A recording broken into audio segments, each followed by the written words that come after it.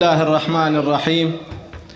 My belief in all matters is the belief of the progeny of Muhammad, peace be upon them, in what they have kept a secret and what they have declared, and in what has reached me from them and what has not reached me. Today is the celebration of Eid al-Ghadeer, and I think that there are many people in this world, especially in the countries that we live in, who do not know what happened on Eid al-Ghadeer and what happened afterwards, and they do not understand the differences between Muslims. So today I was thinking to explain this a little bit. Firstly, I want to tell everyone that the Muslims are a nation that was deceived, and it knew the deceiving of the deceiver that deceived it. Yet it stayed determined upon the deception that it recognized, and it allowed its religion to be hijacked by the deceivers. They knew the clear path, but they blocked it, and the truth, but stayed away from it. This is why you find the Muslims living in a chaos today. They claim that the most intelligent person that ever walked this earth left his nation in a disarray and allowed it to be ruled by a man called Abu Bakr, who himself says that he has a devil that rides him. Followed by a second man called Umar, who buried his little daughter alive. And a woman called Aisha, who was so barbaric and cruel that she could have babysat Hitler and the Caliph of ISIS today. The trio who established an ideology 1400 years ago that is still in place today and has been used by groups like Al-Qaeda and ISIS. A woman who ordered the slow beheading of 400 fellow Muslims is called the mother of the believers by 1 billion Muslims. 1426 years ago today is when the Prophet Muhammad, blessings be upon him and his family, announced Ali to be his successor. A man who understood and explained the intestines of the ants and the layout of the universe, and in those times in the desert treated his enemies better than the Human Rights Watch treats victims of war crimes today. This man, Ali, son of Abu Talib, blessings be upon him, the successor of the Prophet Muhammad, blessings be upon him and his family, is the true carrier of the heavenly message after the Prophet. He was the carrier of this message of mercy and peace that you always hear the Muslims claim their message is about. The reason why you don't find this message of peace and mercy is because this man, Ali, son of Abu Talib, blessings be upon him, after the Prophet's murder was abandoned, oppressed, attacked and murdered by the leaders of those who today falsely call themselves Sunni Muslims.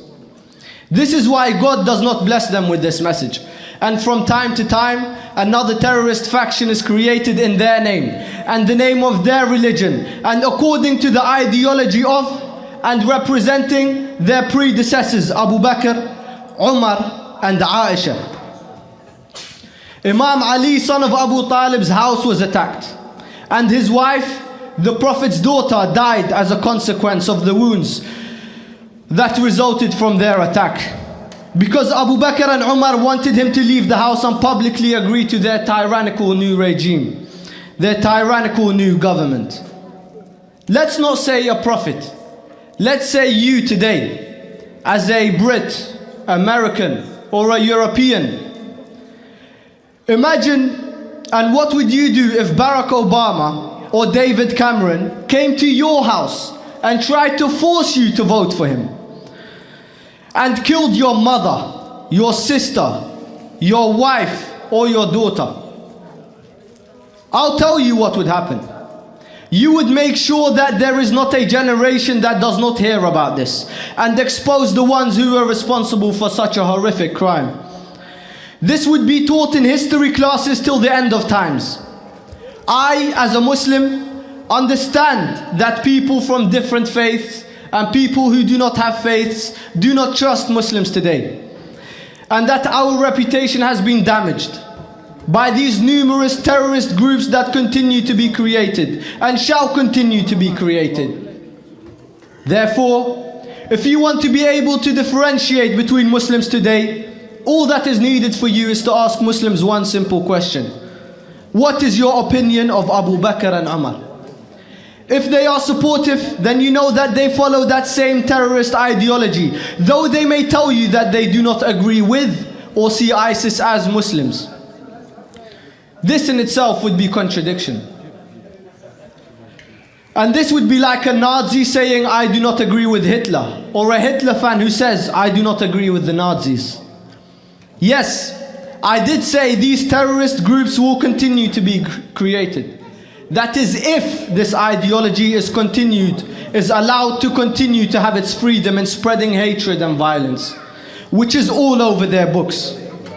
If you want to learn about what's in their books and how to silence those so-called Sunni Muslims who claim that they do not support ISIS, you should keep an eye on the Rafida rejectionist Muslims. That's us. We bring out the matters from their books that they keep hidden from you. We're not saying that the general so-called Sunni population all support ISIS, all supports terrorism. But they definitely do strengthen groups like ISIS by carrying and protecting that ideology for them in a moderate way. There is no such a thing as a moderate terrorist. I am sure that you all agree that Nazis, Daeshis, ISISes and Bakris should be rejected everywhere on a daily basis. There is a very simple solution. That is the ideological Rafidi rejectionist revolution.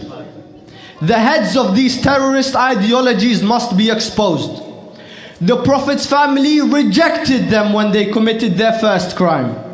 Yet, due to the lack of supporters, nothing could be changed. Today, we have all reached a state of awareness.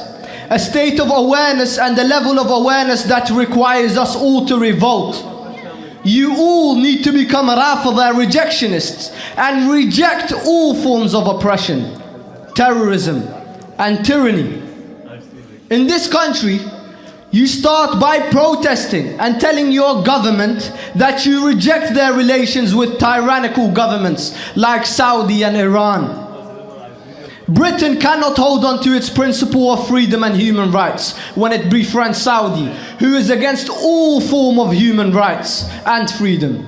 It's against all humans in general. This relationship must be rejected so that terrorism is not strengthened. The Rafidi rejectionist revolution is truly the only solution. We need to start rejecting this corruption. This lack of care about what's happening in the world will come back to bite you all, and your children and the following generations will suffer. I'm not saying we should carry arms and revolt. Far from that. Just create a stance and show the world that there is a solution to all of this bloodshed. Enough with the governments that allow humanity to suffer for their own political gains and benefits.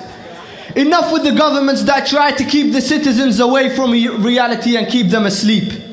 Enough with poverty and oppression. I promise you, if you become a Rafidi rejectionist and revolt ideologically, the grandson of the Prophet, the Mahdi, blessings be upon him and his family, and Jesus, the son of Mary, the Messiah, blessings be upon him and his mother, shall reappear. They shall return to us. They're just waiting for a stance from us. Some of you are awaiting the reappearance of the Messiah, but do not know how to hasten this reappearance. We have the answers. We have what's needed. We have the solutions. And you, all of you, can be a part of this solution by participating in this rejectionist Rafidi revolution. There are some people today who claim that they are Muslims and follow the Prophet sallallahu alaihi wasallam and follow the religion of Islam and follow God. They actually follow the devil. They have made the devil the master of their affairs. And the devil has made them his partners. This is what Ali, son of Abu Talib, blessings be upon him, said 1400 years ago. جعلوا الشيطان لأمرهم ملاكا وجعلهم له أشراكا.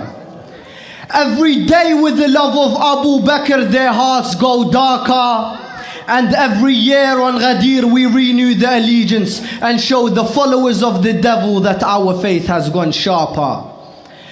Allah has made this Eid for us in order to remind you every year of Abu Bakr, your hypocrite father, and to expose the killer of the Prophet. The killer of the Prophet, the disgusting terrorist, until even the devils suffer a trauma. Let's bring this narration from Sahih Muslim, so the children of the devil won't cause a drama. I don't want to mention too much from this filthy book on this blessed occasion and this blessed gathering, but just so that the children of the devil don't cause a drama. The calamity of the Thursday when Umar insulted the Prophet on his deathbed. So of course Allah will create pure Rafida who will insult Umar till Yawm al-Qiyamah. Is this not what some people call karma? This is what some people call karma. These insults and exposures are required in order to keep the memory of Ghadeer alive, reviving Islam. And even when you kill us, we still speak out, because we created such stances that when our bodies die, the stances stay behind like an external drive. You're still living 1426 years ago, still trying to refute Ghadeer, and we're planning to migrate to Mecca. We contrive. Ashhadu anna aliyan waliyullah, blasting from the speakers in Mecca. That's for what we strive. And stop trying. Your refutations for Ghadeer shall never work. Excuses that are more stupid than you not allowing your women to drive. You claim that Ghadeer was a ceremony of love, and that the Prophet merely said whoever loves me should love Ali too. Like his love for Ali needed a ceremony to be proved. Like his love for Ali needed a ceremony to be proved.